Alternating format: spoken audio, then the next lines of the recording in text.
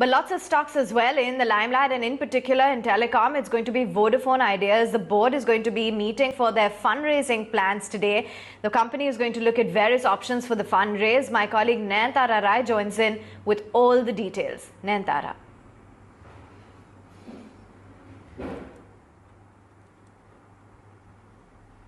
Vodafone Idea dialing in a crucial board meet for a fundraise. The markets will want nothing more than a big update on a massive fundraise. But let's talk a little bit first about the financial health of Vodafone Idea. It is precarious.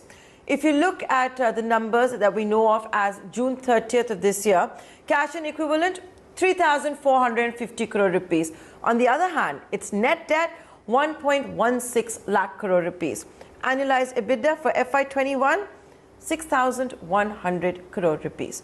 Now, there have been a lot of talk on will Vodafone Idea survive AGR payouts as has been ruled by the Supreme Court. I would like to caveat, we do understand is looking to file a caveat petition at the Supreme Court appealing against the AGR quantum.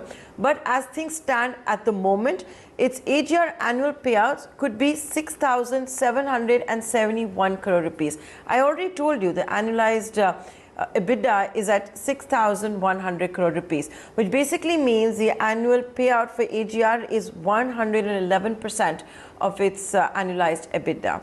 The good news is it doesn't have to make an AGR payment installment this year. So all of this is going forward.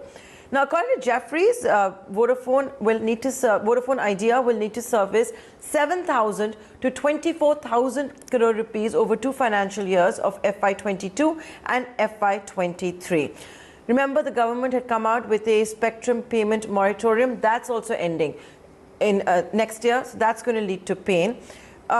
It can service dues till FY22, but going after that is what is really difficult and why the board meeting today is so crucial.